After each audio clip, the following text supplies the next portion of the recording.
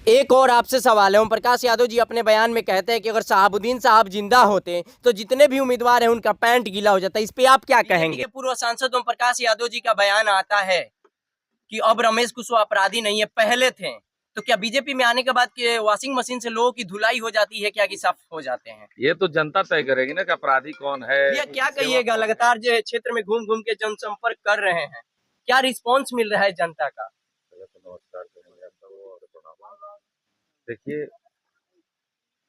चुनाव जब आता है तो सब लोग घूमते हैं, हर प्रत्याशी घूमता है जी सबके दरवाजे पे लोग जाते हैं। जी जनता अपना विचारधारा के हिसाब से वोटिंग करती है। जी अब जनता तय करती है कि हमको वोट किसको देना है। जी अब हम भी निकले हैं, जो जनसंपर्क कर रहे हैं, लोगों से मिल रहे हैं, अपनी बातों को रख रहे हैं कि भी अब सेवक चाहिए कि साहेब चाहिए, जी ये जनता को तय करना है कि सिवान का एमपी साहेब होना चाहिए कि सेवक होना चाहिए। जीवन यादव कहीं इसलिए तो चुनाव नहीं लड़े कि विगत कई वर्षों से जनता का सेवा किए हैं। जनता को ये तो दिखा, मतलब जनता के मत से जानना नहीं चाहते कि सेवादार चाहिए कि पाटीदार चाहिए। यही तो मेरा लड़ाई जानने है। का मतलब सिंबल और सोच की लड़ाई में कौन जीतता है, इसके लिए मैं चुनाव लड़ा जी कि जनता मालिक है कि सिंबल मालिक है, पार्टी मालिक है कि जनता मालिक है, ये चुनाव तय करेगा।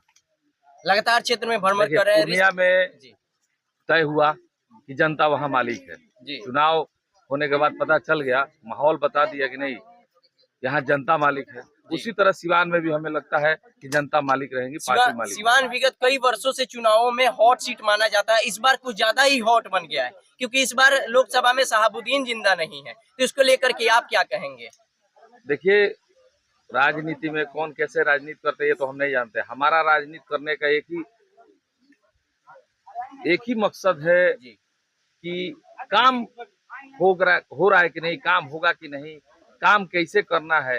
मान लीजिए कि कोई एमपी बन जाता है तो उसका उद्देश्य क्या होना चाहिए, उसका उद्देश्य लक्ष्य क्या होना चाहिए। जैसे मैं अगर चुनाव लड़ा हूं तो मैं लक्ष्य उद्देश्य लेके लड़ा हूं, मेरे पास मुद्दाएं हैं। जी और भी प्रत्याशी लोग हैं लेकिन किसी के पास मुद्दाएं नहीं है। मुद्दाएं अब देश लेवल का मुद्दा लेके जिला की बात नहीं न करेंगे।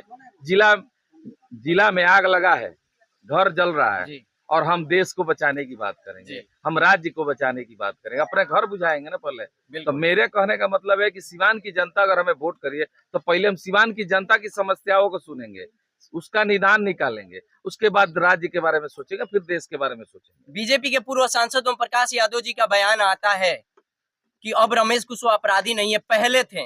तो क्या बीजेपी में आने के बाद के वॉशिंग मशीन से लोगों की धुलाई हो जाती है क्या, कि साफ हो जाते हैं? ये तो जनता तय करेगी ना कि अपराधी कौन है, सेवक कौन है, साहेब कौन है, किसका विचारधारा क्या है, कौन ठगने आया है, कौन काम करने आया है। ये जनता को तय करना है 25 तारीख को।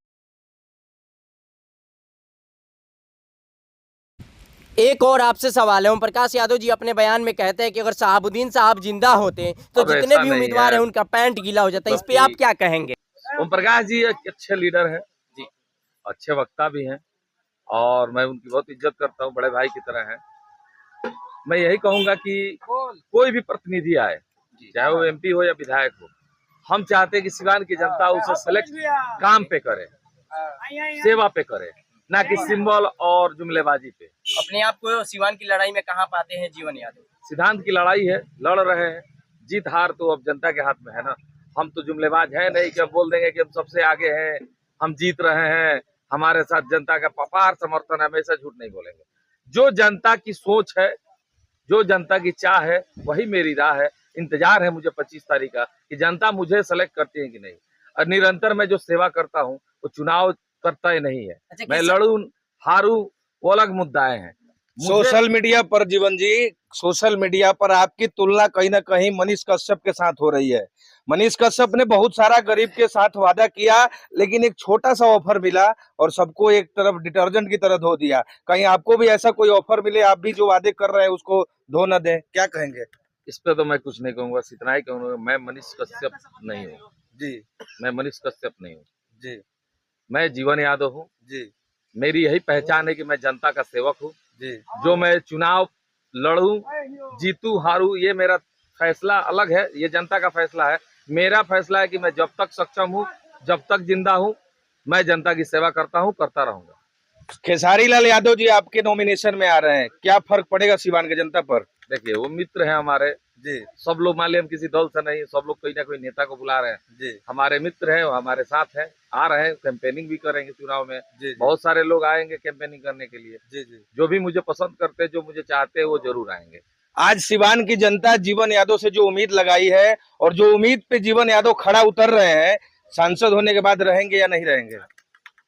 हम अगर सिवान के व्यवस्था को बदलने के लिए नहीं आए होते तो हम पॉलिटिक्स में आते ही नहीं। हम बिजनेसमैन थे, बिजनेस करते, जिंदगी का ऐसे जो जी रहे थे वो भी खराब नहीं था जी पॉलिटिशियन से अच्छा बिजनेसमैन की जिंदगी होती जी है। जी लेकिन जब मुझे ये लड़ाई लड़ने का एक ही उद्देश्य है कि जनता के बीच आके ये मैं समझाना नहीं चाहता हूँ, महसूस कराना चाहता हूँ कि जो ये सिंबल और जो ये जुमलेबाज नेता है, जो जनता को ठगने का काम करते हैं, आप लोग भी ठगने का काम कीजिए। जब चुनाव आए तो आप नेता को ठगिए। जब तक नेता को आप नहीं ठगिएगा, धरातल पे काम नहीं होगा, धरातल पे विकास नहीं होगा, सिर्फ पन्नों पे रह जाएगा। सिवान की जनता से क्या कहिएगा जीवन जी? हाथ जोड़ के अपील करेंगे कि आपका बेटा हूँ, भाई हूँ, भतीजा हूँ, एक मौका हमें दीजिए।